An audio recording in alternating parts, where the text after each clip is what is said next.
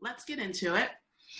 Tell me a bit more about your background, where you're from, childhood, because I really believe that a lot of experiences that we had when we were growing up definitely shaped us in terms of what we eventually ended up doing. I know me, like I used to play chairman of the board with my Barbie dolls, so it's inevitable.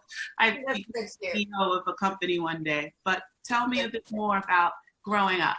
Yeah, I love that. So I'm originally from Pennsylvania, and let's see, I grew up, I went to, high school there, and I eventually moved during college. I went to Arizona State University and ended up getting my master's in education and a bachelor's in biology. And my first career out of college was an earth science teacher. I taught middle and high school students, and it's really where I found my heart for sustainability. But when I look back at those childhood moments, I was an only child, and my pets were my siblings, my animals. So I grew very close relationships to the dogs and the cats in my life. And you mentioned your Barbie moment. My Barbie moment, I was definitely like, I had a vet set up, and I had all these little animal cages and like Barbie kittens. And I just had these memories of like trailing the kittens around in their little cages. And I mean, I was so young, I don't know, but that, just to relate to your story, Cecilia. But I definitely was, always really compassionate for animals. And my travel bug was definitely planted as a teenager, a young teenager. My dad was very adventurous, and he would do this. I have an uncle that lives in Colorado, and we would go visit him and go skiing.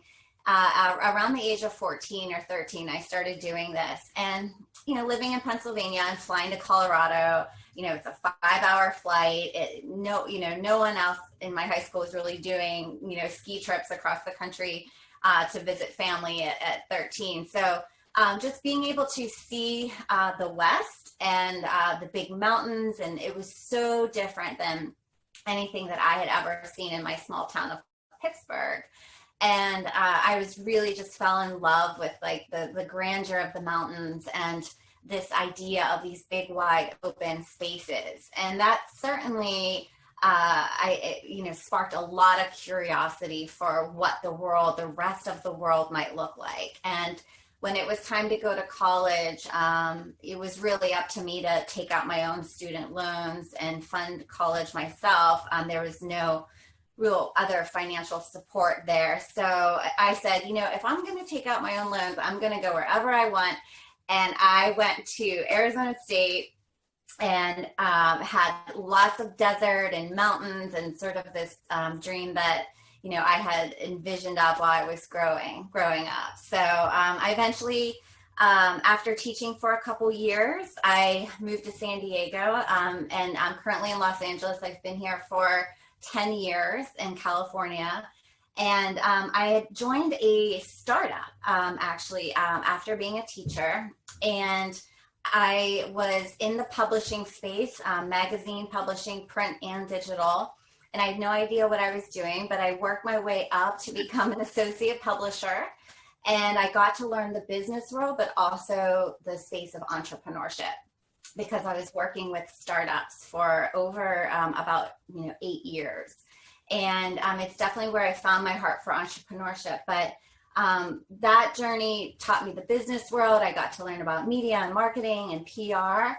But I really just had this longing to really connect back to something with deeper purpose and meaning.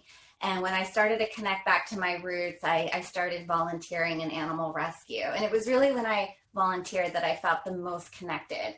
And so I started just to think about how could I, marry all of my passions for wanting to be a force for good in the world with my passion for travel and sustainability. And so Kind Traveler was born on a vacation, actually, down in, Okay. yeah.